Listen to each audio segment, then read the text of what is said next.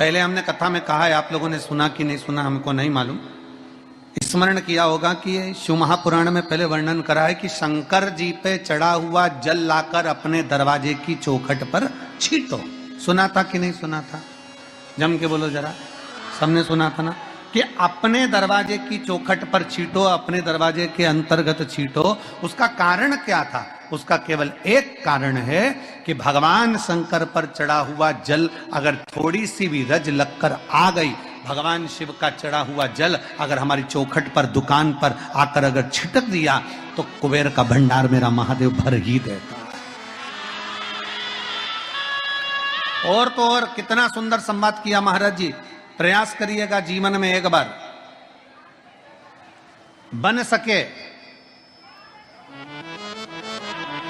अगर बन सके जीवन में एक बार प्रयास करिएगा। अगर गुरुवार का प्रदोष पड़ जाए, कौन से वार का? गुरुवार का प्रदोष पड़ जाए, बृहस्पतिवार का यदि प्रदोष पड़ जाए तो प्रदोष के दिन, प्रदोष काल में, प्रदोष के दिन, प्रदोष काल में किसी शिवालय में जाएं, शंकर के मंदिर में जाएं, एक ही दिए के अंदर एक फूल बाती, कैसी बाती है? फूल बाती, और उसी दिए के अंदर एक लंबी बाती, दो बाती। कौन सी बाती हैं? जम के बोलो जरा। एक फूल बाती, एक लंबी बाती, दो बाती। एक ही दिए के अंदर फूल बाती, लंबी बाती दोनों रख लें। थोड़ा सा घृत की बातियां, तेल की बाती नहीं, घी की बाती रखें, और दोनों बातियां उसमें रखकर 3 बेलपत्र भगवान शंकर के मंदिर में लेकर जाएं। दिए को भी प्रज्वलित नहीं करना है। पहली बेलपत्र नंदीश्वर की, जो ऊपर का भाग होता है जिसको हम शिव तत्व भाग कहते हैं, नंदी के पीठ पर एक भाग होता है जिसको शिव तत्व भाग कहा जाता है, वो नंदी की पीठ पर जो भाग है वहां पर एक बेलपत्र समर्पित करें। दूसरा बेलपत्र आप जो माता पार्वती जी का, जैसे ये शिवलिंग है और ये गोल भाग है, ये माता पार्वती जी का हस्तकमल है, तो माता पार्वती जी का जो हस्तकमल है, इस हस्तकमल पर कहीं पर भी एक बेलपत्र आप समर्पित कर दें। और तीसरे नंबर की जो बेलपत्र है, तीसरे नंबर की जो बेलपत्र है वो भगवान शंकर पर समर्पित कर दें। जो दिया आप लेकर गए हो मंदिर में, उसी दिए को नंदी और महादेव, इन दोनों को दर्शन कराते हुए अगर मंदिर के अंदर लगाने दें दिया तो ठीक है, ना लगाने दें तो दीप को बीच में बस स्पर्श कराकर, भले बाहर जाकर लगा दो, पर प्रयास करो वो दीप, वैसे तो बीच में नंदी और शिव के मध्य में वो दिया स्पर्श होना चाहिए। जैसे ये नंदी है और ये शिव है, तो इसके मध्य में दीप स्पर्श कर ले, भले उसको जलाने ना दे, पर स्पर्श मात्र कर कर अगर आपने एकांत में कहीं पर भी ले जाकर लगा दिया, उस दीप को जला दिया, तो गया हुआ कितना भी करोड़ रुपया हो, वो धीरे धीरे कर कर गया हुआ धन हमारा वापस आता ही है। कोई खाकर भी बैठ गया तो देगा जरूर, वो धन आएगा जरूर, कैसे भी आएगा, पर अपनी संपदा वापस। शिव तत्व की प्राप्ति है, भगवान शंकर की प्राप्ति। कुबेर ने पूछा ब्रह्माणी से, हमने इतनी आराधना करी है, शंकर आखिर वर क्यों नहीं देते?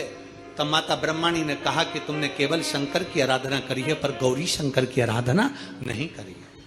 गौरी पार्वती की अगर आराधना शिव के साथ करी जाए तो निश्चित है शंकर प्रकट होते हैं, शिव सामने आते हैं। नारायण और माता लक्ष्मी, लक्ष्मी को आमंत्रित करते हो, नारायण रह जाते हैं, नारायण को आमंत्रित करते हो, लक्ष्मी रह जाती हैं। ब्रह्मा को आमंत्रित करते हो, ब्रह्माणी रह जाती है, ब्रह्माणी को आमंत्रित करते हो, ब्रह्मा रह जाते हैं। इंद्र को आमंत्रित करते हो तो इंद्राणी रह जाती है, इंद्राणी को आमंत्रित करते हो तो इंद्र रह जाते हैं। पर शिव महापुराण की कथा कहती है केवल एक शंकर ऐसे हैं जो माता पार्वती के साथ कदम से कदम मिलाकर आगे बढ़ते अपने भक्त के दरवाजे पर पहुंच जाते हैं। गौरी शंकर की आराधना। तो लक्ष्मी जी बोली, मैं इतने समय से शंकर को जल चढ़ा रही हूं, मैं इतने समय से शिव पर जल चढ़ा रही हूं, शंकर प्रसन्न नहीं होते?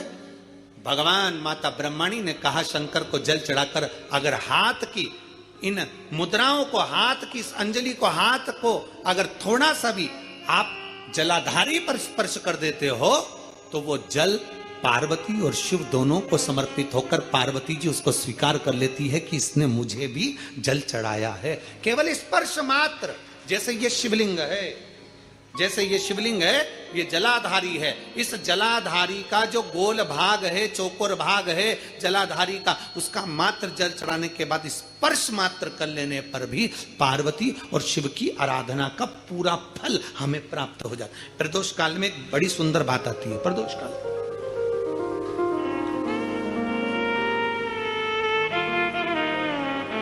आप में से कोई प्रदोष का व्रत करते हैं? करते हो आप लोग? ठीक है। कितने लोग हैं जो नहीं करते? हाथ उठा लो। ठीक है, नहीं करते ना, कोई बात नहीं, रख लो, रख लीजिए। 26 प्रदोष का, 24 तो 12 महीने की और अधिक मास की 2, 26 प्रदोष का फल, 26 प्रदोष का फल एक क्षण में प्राप्त हो जाता है। एक क्षण में। कब? कहा जिस दिन प्रदोष का दिन हो, 26 प्रदोष में से कोई भी प्रदोष का दिन हो और प्रदोष काल में आप अपने घर से जल और एक हाथ में घी का भरा हुआ दीप लेकर जिस दिन शंकर के मंदिर में जाते हो, शंकर को जल चढ़ाकर हाथ का स्पर्श जलाधारी पर कर कर शिव मंदिर में दीप प्रज्वलित कर देते हो, 26 प्रदोष का पुण्य फल उसी क्षण प्राप्त हो। 26 प्रदोष का फल एक ही दिन में, एक ही क्षण में प्राप्त हो जाता है। 26 प्रदोष का।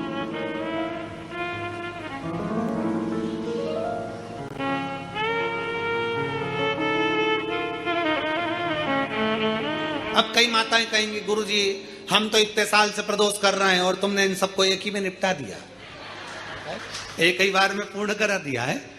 हम इतने साल से कर रहे हैं, वो क्या? देखो तुम सब व्रत कर रहे हो ना, तो ये आजकल की जो नवयुवक पीढ़ी है, ये हो सकता है व्रत कर पाए ना कर पाए। आजकल की जो नवयुवक पीढ़ी है, बहुएं हैं, बेटियां हैं, नौकरी में, सर्विस में लगी रहती हैं, दिन भर उनको मानसिक टेंशन भी बना रहता है, घर परिवार सब देखना करना, ये करना वो करना, तो हो सकता है इनका प्रदोष व्रत नहीं हो पाए। तो पर ये भूल से भी प्रदोष के दिन, किसी भी प्रदोष में अगर शंकर के मंदिर में घर से जाते समय जल और एक घी से भरा हुआ माटी का दीपक बाती लगा हुआ लेकर चलेगा और शिव को जल चढ़ाकर पार्वती के स्पर्श कर कर दीप प्रज्वलन कर दे, बाबा को विनय कर दे, पूरी 26 प्रदोष का फल प्राप्त हो जाता है। उन बेटों, उन बच्चों नहीं है तो। शिव तत्व की प्राप्ति, भगवान शंकर की प्राप्ति